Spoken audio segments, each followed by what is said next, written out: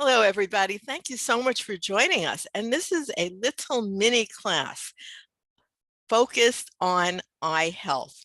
We're going to have a full webinar about it. We'd love you to join us. And it's great for everyone, but also for those of you who have a degree such as a nurse or a licensed massage therapist, a midwife or an RD or a clinical nutritionist. You do get credits for taking this. We're going to talk a lot about healthy eyes and how we can do that naturally.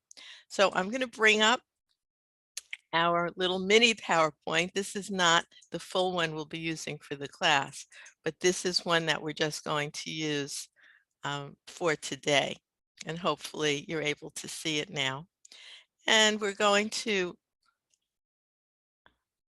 view it so that we see the whole thing nice and large as a slideshow.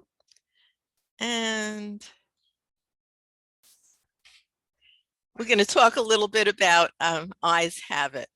So the eyes have it. That's what we're going to talk about today. Just a little mini presentation about it. And we'll do the full one. If you'd like to join us, we'll have a way that you can join in for when we do the presentation, or you can always use it as an archive class as well. Light pollution is a big deal in terms of eye health, and it's becoming more so. That's an issue of modern life, and a lot of people get all kinds of light intrusion into their bedroom, into their life.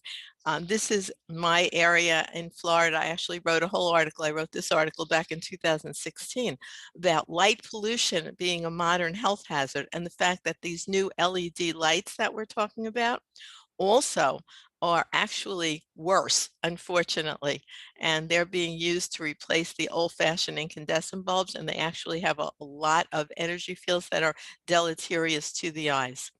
And there's also something called blue light. That is the range. It has to do with the wavelength of light. And within the visible spectrum, there's something called blue light, and people are inundated through exposure from computer screens, smartphones, and other digital devices. And actually, it may be increasing the risk of macular degeneration. So there are various things you can do with foods and herbs to help protect these very delicate tissues of the eye. And there are also special glasses that you can get. Some are useful, some are not. You have to really research them. So what are the best natural vision strategies? Well, first and foremost is choose your parents. And there is a whole spiritual discussion about how you can do that. That's when you're in an out-of-body state. So we're not going to go there today. But it's not really a joke, because the thing is, genes have a lot to do with how well our eyes last over time. And just stop aging. Just stop getting older, and then you'll have much less age problems. Well, those aren't the best suggestions, because we don't have much control over that. But we do have don't smoke, because cigarettes definitely interfere with the little capillary beds in the eyes. Also, there are glasses that are UV protective on the market. Some of them are actually quite good.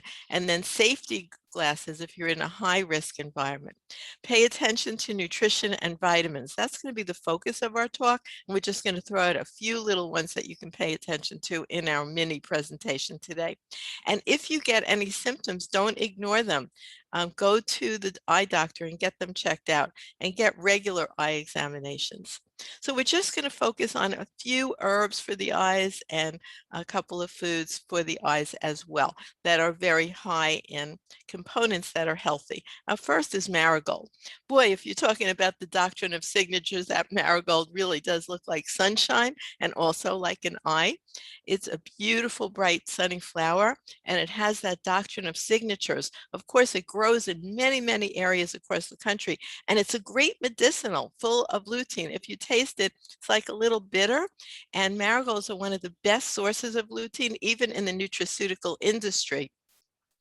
They use lutein in a lot of the eye supplements. There was actually a specific scientific study that was done in mainstream, which is very unusual when we're looking at nutrients, but the Eyebright study looked at what components are really healthy for eye health. And marigolds, in particular lutein, they actually figured out that 10 milligrams a day of lutein is highly beneficial. So rather than just buy a pill with lutein in it, I suggest you grow marigolds, especially all you herbalists. Pick the marigolds when they are at peak in terms of the flowers. Then you could let them dry and use them anytime. Another thing they're using it for is a saffron replacement, although it does not have the scent or flavor like saffron. It's like a fake saffron, but it gives that interesting color, but absolutely is high in lutein. And all the herbs that I work with for many, many years, many decades, I love the medicinal aspect of the herb, but I also love the spiritual aspect and the magical aspects. I teach a whole class just in magic. And in terms of marigold magic, it captures the energy of the sun clearly. It's also called Mary's gold, and it's an important flower in many religions, particularly Hindu. You'll see that orange color even reflected in the robes in Hindu spirituality. Also, it's called the flower of the dead in Mexico, and it's used to decorate the ancestral altars for the Day of the Dead celebrations. But it's a great food. Just take some marigold flowers and sprinkle them in your salad. It really brightens it, makes it look beautiful, has a slightly little bitter flavor, which is actually great. We don't have enough bitters in our life. It's not very bitter, but to pick it, you just pick the flower itself, hold it firmly, and pop off that back part, which is the white or pale heel of the flower, and then cut it up and sprinkle or add to cooked food. Of course, you can also make tinctures, extracts, things that you would normally use if you're processing your own herbal remedies. The big thing we're looking for in those vegetables is called lutein and zeaxanthin. Those are two that are actually found in the macular pigment in the eye, and that's what gets destroyed when we lead to a macular degeneration. So you can find it in many vegetables, such as kale and romaine lettuce, broccoli, summer squash, and pumpkins, and our beautiful marigolds that we're discussing now. Another great eye herb is Eyebright. It even has eye in the name, Euphrasia officinalis. And Eyebright magic. Let's look at the magic today. It increases clairvoyance and the ability to see. And that's where it came to be referred to as an eye healthy herb. If we look in the regular mainstream literature, there's not much that supports the use of Eyebright for eye health, but I've been using it that way, even in an eye wash made out of alcohol-free Eyebright extract for many years and find it very useful. But nonetheless, the name Eyebright came from the clairvoyance ability, particularly to see fairies, also mental and psychic powers. And it's named after the goddess of joy and mirth, one of the three charities of the Hellenic pantheon.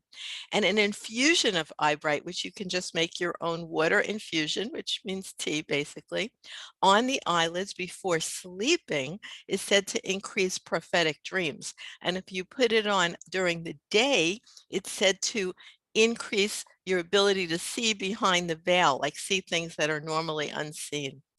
So to make your own eye wash, be sure you strain it. If you make any kind of flowers into an eye wash, you need to double strain it.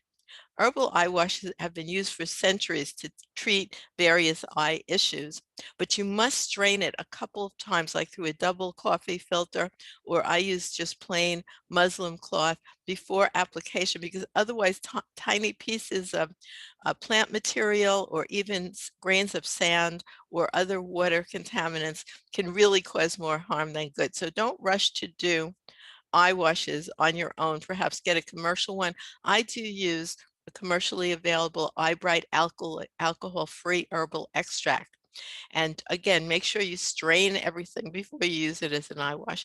And then you can use a commercial eye cup, or I just use a little glass, and that works really well.